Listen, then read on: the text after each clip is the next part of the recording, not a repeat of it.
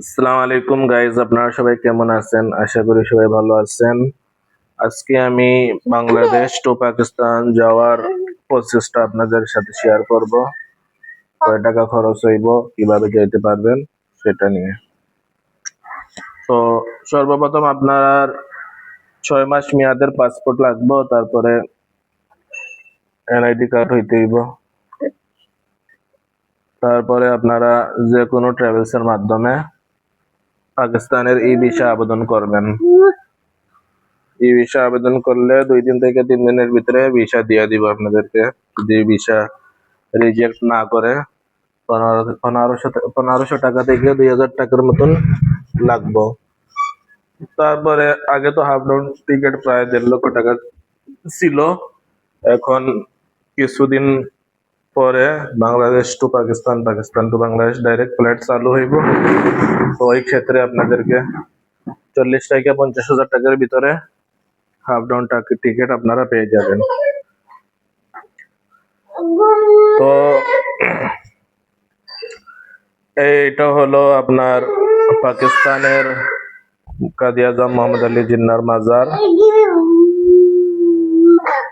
যে পাকিস্তানকে স্বাধীন করেছিল। ইন্ডিয়ার পাকিস্তান যে সময় স্বাধীন হয়েছে এ সময় উনি ছিল কাদি আজম মোহাম্মদ আলী জিন্না। ওনার মাজারও আসছি আমরা আজকে বলতে। তো আপনারা যদি পাকিস্তান আসতে চান, তাহলে যদি চান আমার সাথে যোগাযোগ করতে পারেন। আপনাদের সম্পূর্ণ সুযোগ সুবিধা আমি করে দিতে পারবো, কারণ আমি অনেকবারই পাকিস্তান আইছি। তো আপনারা যারা আসতে চান, আমি ক্যাপশনে নাম্বার দিয়ে দিব আমার হোয়াটসঅ্যাপে, আর যোগাযোগ করলে সুযোগ সুবিধা বলে দিব আমি, কোনো সমস্যা নাই। তারপরে পাকিস্তান ইসলামাবাদ হোটেলের ভাড়াটা বেশি, প্রায় 3,000, 3,500, 4,000 এরকম ভাড়া হোটেলের। ইসলামাবাদ আপনারা যদি ফ্লাইট নেন তাহলে ইসলামাবাদ বেশি দিন না থাকলেই ভালো হইব। কিন্তু ইসলামাবাদ বিশ্বর 2 নম্বর সুন্দর রাজধানী ছিল আগে, এখন 4 নম্বর না 5 নম্বর বিশ্বর।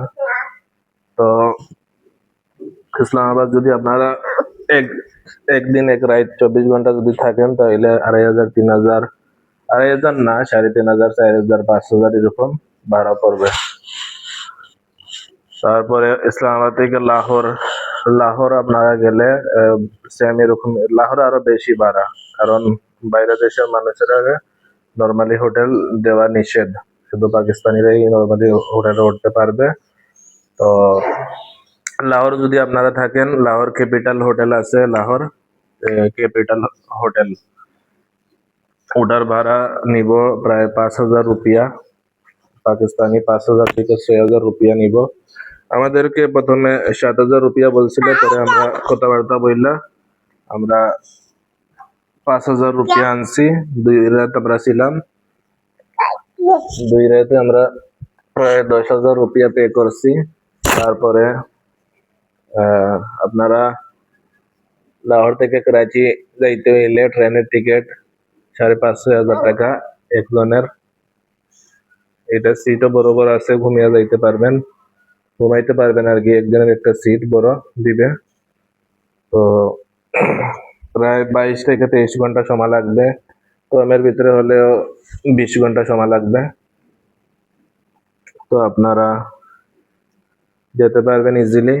বাসও যদি যান তাহলে 24 থেকে 25 ঘন্টা সময় লাগবে। বাসের টিকিট কিছু বেশি, পাকিস্তানি 7,000 রুপিয়া বাসের টিকিট, ভালো যেটা ভিআইপি বাস।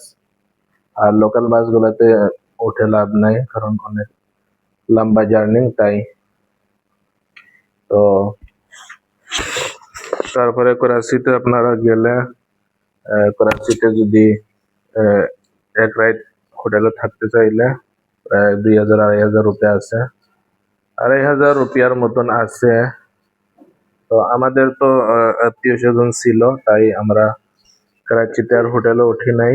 কিন্তু আমাদের ফ্রেন্ড বন্ধু বান্ধবরা আসছিল, ওরা উঠছিল, ওরা বলছিল যে 2,500 রুপিয়া, 2,500 রুপিয়া মানে বাংলাদেশের 1,100 এরকম হবে বা 1,200।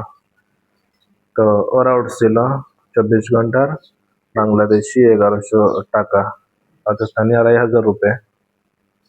তো আমার আত্মীয় স্বজন ছিল, তার আমরা উঠি নাই, আমরা ওদের বাসাতেই ছিলাম করাচিতে। কিন্তু পাকিস্তানে করাচিতে সব থেকে বেশি বাঙালি, প্রায় 30 থেকে প্রায় 30 লক্ষ বাঙালি করাচিতে আছে, আর আরো 5-7 লাখ বাঙালি অন্যান্য শহর রয়েছে। মোট 40 লাখ 45 লাখ এরকম বাঙালি হইব পাকিস্তানে। এই যে পাকিস্তানের পতাকা, তো এটা হলো ওনার মাজার, কাজী আজম মোহাম্মদ আলী জিনার মাজার এটা। এই যে আমরা মাজার এসে নাস্তা করতেছি, এটা নিল আমাদের কাছ থেকে